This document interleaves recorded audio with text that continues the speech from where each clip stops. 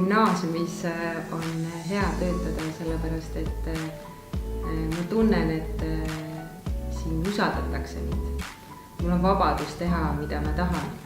Siin on hea, sest siin on nii palju andekaid, toredaid, positiivseid kolleege, kes teevad oma tööd südamega.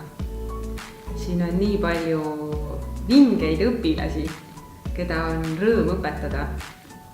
Ja siin on palju valikuid õpilastele kui ka õpetajatele katsetada erinevaid aineid välja mõelda, muuta enda töö ja enda jaoks põnevaks, aga ka õpilaste jaoks põnevaks.